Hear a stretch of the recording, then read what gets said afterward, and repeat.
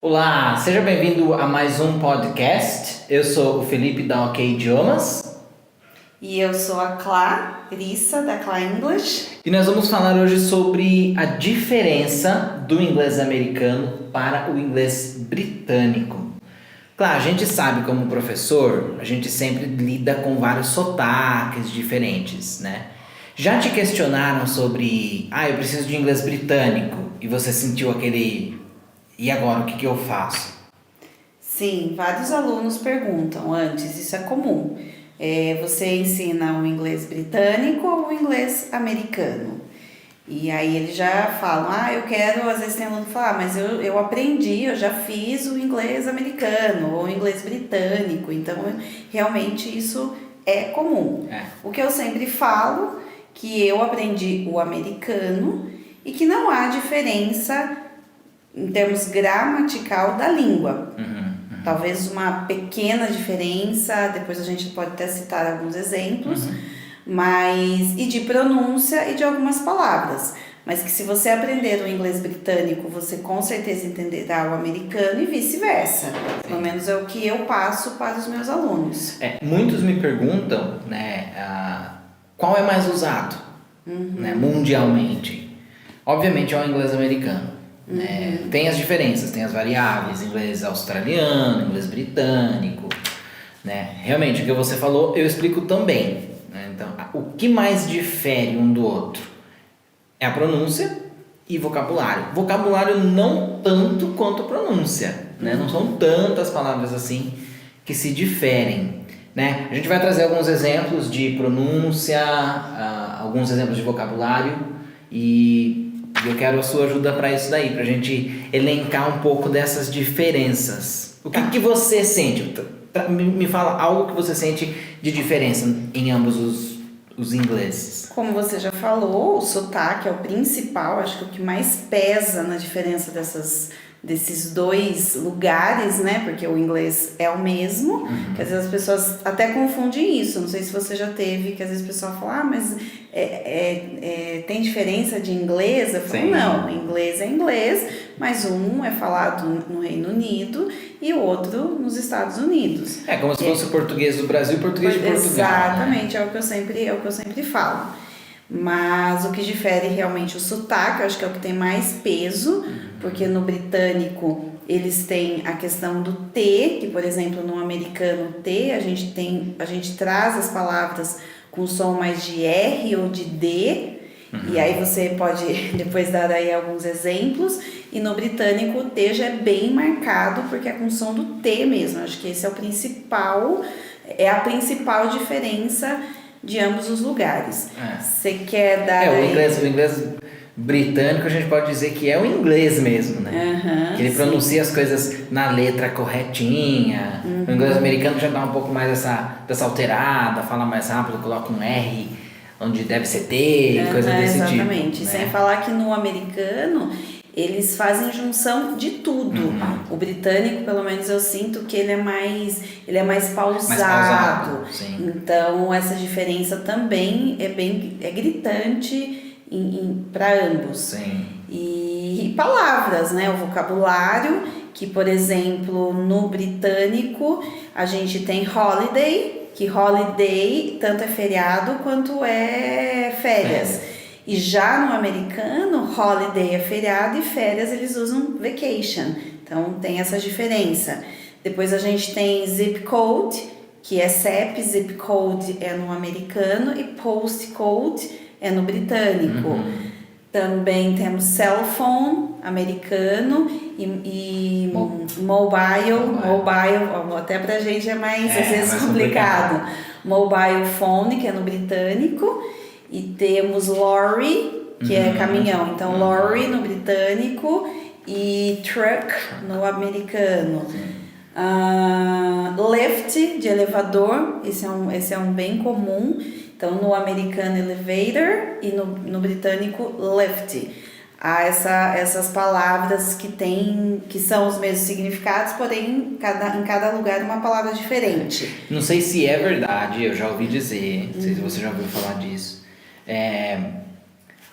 No inglês americano, para você falar privada, né? O banheiro, muitas vezes você fala toilet, né? No britânico, muita gente usa loo, L-O-O, loo. Ah, pra mim é novo isso. Então, I'm going to see the loo significa vou ao banheiro, né? Enquanto no americano a gente fala I'm going to the toilet, I'm going to the bathroom, né? Então são esse tipo de diferença são os principais, eu acho, né? A gente acaba concordando aí. Ah, tem mais uma palavra que, por exemplo, no americano, para bolsa, a gente usa purse. E no britânico é bag.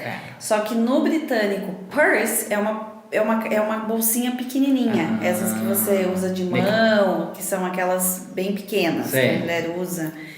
E então tem essa diferença. Interessante. Tá vendo? Interessante. E como eu sou mulher, né? Então a gente tem... Sabe mais, com certeza.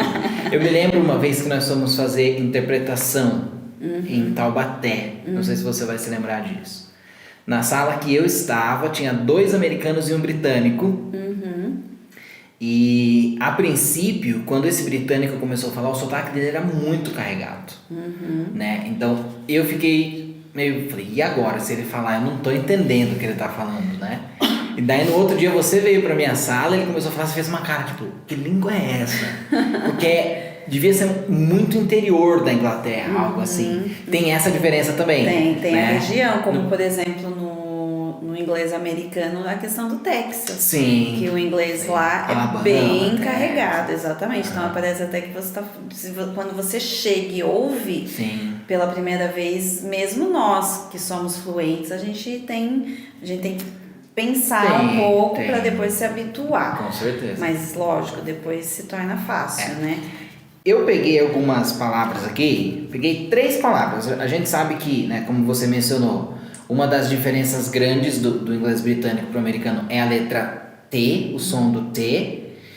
E talvez a maior, mais gritante, seja o ER final, o R final. Que o britânico meio que corta, né? O americano tem bem forte, né? Um exemplo comum, water, né? O britânico já vem e corta e fala water. Né? Eu vou colocar aqui do dicionário para ter real noção de como que é, né? Para não ser um brasileiro falando os 2 sotaques. Só pra gente entender um pouquinho como que funciona. Water. No americano, né? Water. Bem simples, dá pra entender. Agora o britânico. Water. Então, uma outra diferença. O A, ele não abre tanto, é mais fechado. Water. E já no americano ele é water. Já é mais aberto, water. né? Então, tem essa diferença. Outra palavra que eu peguei. Vê se você consegue identificar qual que é, claro. Butter. Fácil, né? Inglês americano. Vamos de novo. Com som de ar, né? Butter. Som Butter. de R. Butter. Agora no britânico. Butter. E eles nem pronunciam muito o R do final. O R final mais não, é butter. Diferente do americano, que é butter. Que o R, até por sinal, no americano, é bem caipira, né? Às vezes muito.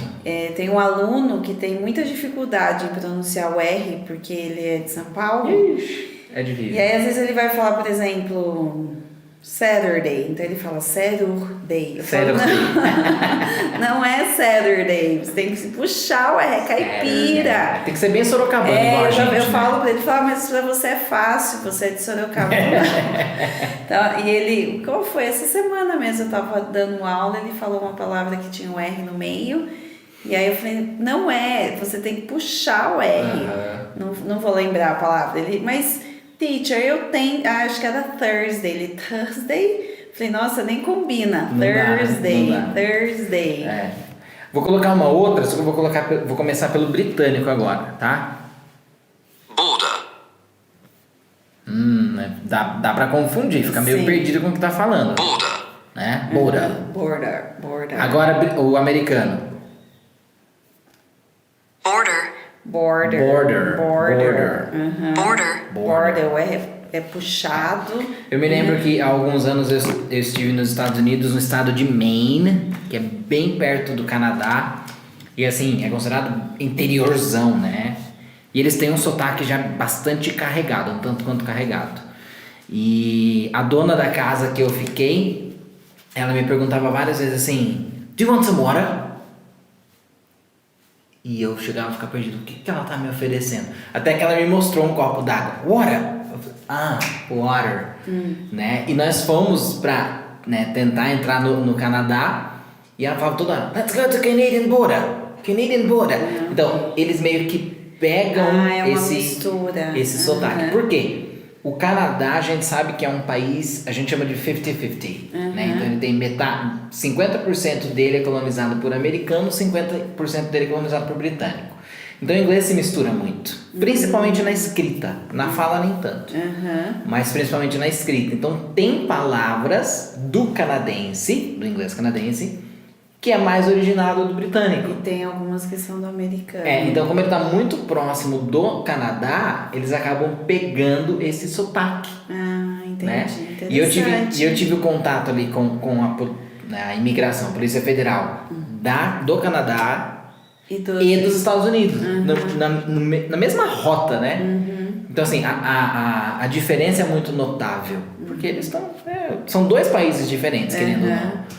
Né? Então é muito interessante, é legal. A gente como intérprete fica às vezes tentando se ater a isso, né? Principalmente porque a gente vai interpretar chinês, alemão, japonês, indiano, né? Então tem todas essas... Uma diferença também do inglês britânico para o americano, que os alunos perguntam muito, é a questão das palavras que terminam em OR no americano e aquelas que, só que no britânico elas terminam em OUR.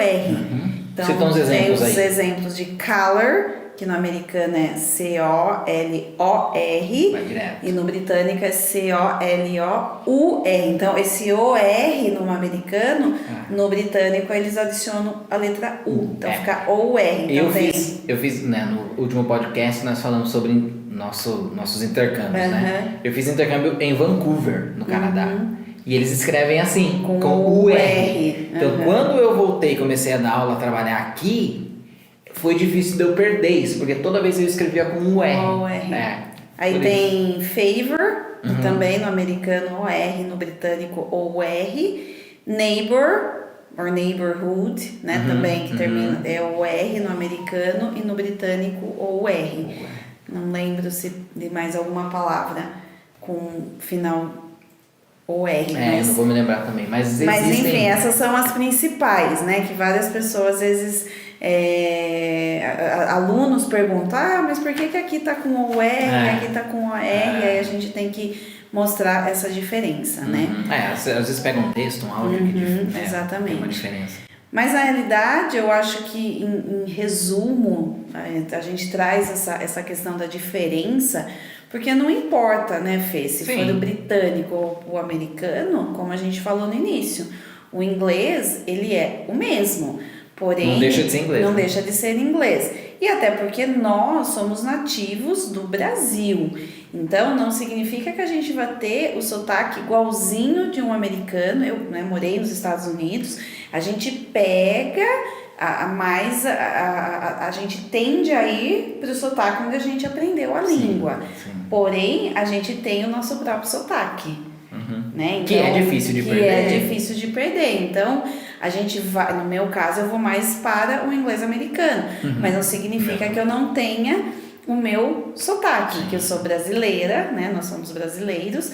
Então, por mais que sejamos fluentes, por mais que tenhamos um conhecimento grande da língua, realmente a gente tem essa questão do nosso sotaque enquanto brasileiros, porque há coisas que mesmo para nós, sílabas que são difíceis em virtude da nossa língua, coisas porque a gente nasais, não tem, né? Coisas nasaladas, né? Tem toda essa questão de pronúncia que às vezes não faz parte da nossa língua, né? E para eles também acaba sendo essa dificuldade para fazer o português, né? Então quando o aluno perguntar, mas qual o inglês eu vou aprender, né? E eu falo, você vai aprender, no meu caso, tendo a ensinar o inglês britânico, a pronúncia com inglês americano.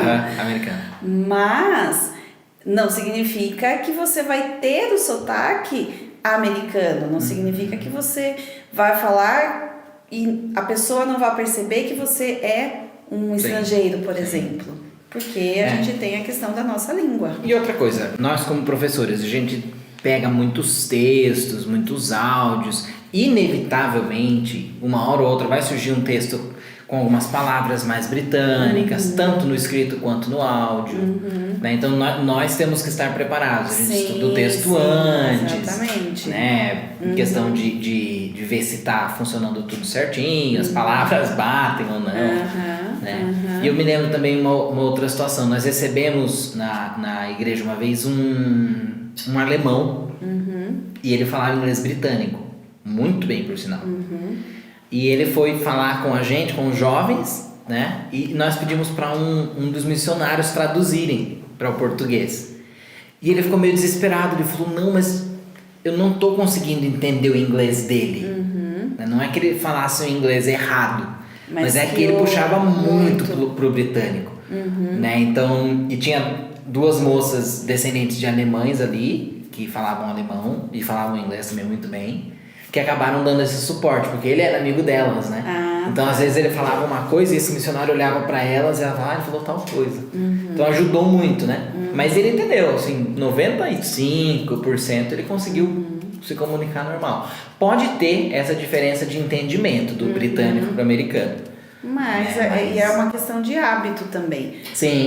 O que eu comento muito com os meus alunos é que quando a gente aprende a língua, a gente não pode ficar preso a isso. É britânico ou é americano. A gente tem que aprender a ouvir ambos os sotaques. Sim. Eu mesma, quando trago alguma coisa diferente, eu tento trazer de sites que também são britânicos, mesmo tendo aprendido o americano. Então, eu uso muito BBC, Learning English, que é totalmente britânico. Bem britânico. E aí, para que eles habituem o ouvido para vários sotaques. Eu acho que isso é o principal, porque uma vez que a sua audição esteja bem aguçada, bem preparada para se ouvir um idioma, não importa de onde ele é. Sim. Pode ser um australiano, por exemplo, você vai para... Eu nunca estive na Austrália, mas a gente sabe, a gente já ouviu muitas coisas. O inglês australiano é bem puxado. Sim. Então, tem essa dificuldade também, até a gente se habituar, nós dois como intérpretes, a gente sabe disso.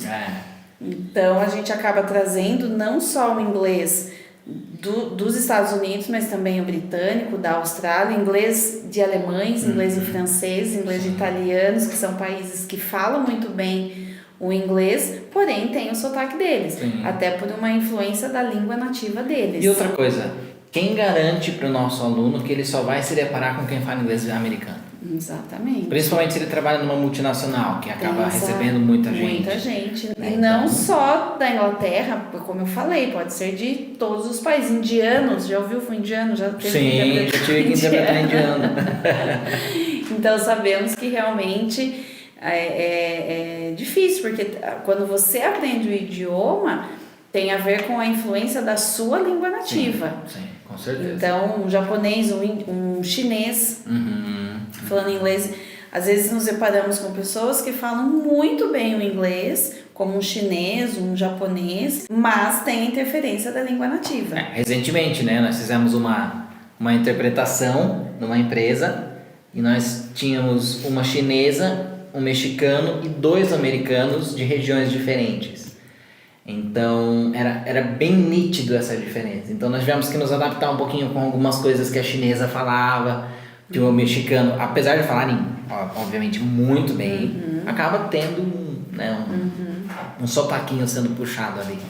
E voltando um pouquinho à questão do inglês americano e britânico, uma coisa também que é evidente é a questão cultural. Porque, por exemplo, pegamos feriados, Dia das Mães. Dia das Mães nos Estados Unidos é comemorado no segundo domingo, como aqui, como para nós. Já no Reino Unido, não. Eles comemoram no 4º domingo da Quaresma. Então existe uma questão religiosa por trás, porque aí no 4º domingo eles vão, o que eles chamam de Mother's Church, que é a igreja matriz deles, e em virtude disso acabam comemorando o Dia das Mães. Então, a gente sempre tem que ter em mente que não somente a língua em si tem algumas diferenças, mas a questão cultural, que no próximo podcast a gente pode também trazer essa questão das diferenças culturais de muitos países onde a língua inglesa é falada. Ótimo. Né? Eu acho que é algo interessante também, porque muitos alunos perguntam, mas por que em tal país é isso, por que em outra é dessa forma? Então, acredito que isso seja bem interessante. Não sei se os alunos te questionam isso, mas os meus bastante. Legal. Até, como falei, tenho usado um livro que ele mescla muito. Tem muitas coisas do inglês britânico e muitas coisas do inglês americano. E é ótimo, isso é interessante, porque o aluno sempre vai dizer, eu aprendi de tal forma, mas eu sei que existe essa forma, essa possibilidade, porque é o inglês americano ou britânico. E se ele se depara com um britânico falando, ele vai entender. A gente tem um exemplo até gramatical. Não existem diferenças grandes gramaticais, mas tem uma diferença que é a questão do have. Que no americano a gente pergunta, do you have brothers and sisters? Você tem irmãos? E já no britânico é have you got? Que no inglês americano have got seria o present perfect. Então tem essas questões, esse joguinho. E já no britânico é have you got brothers and sisters, have you got a cell phone, que significa a mesma coisa.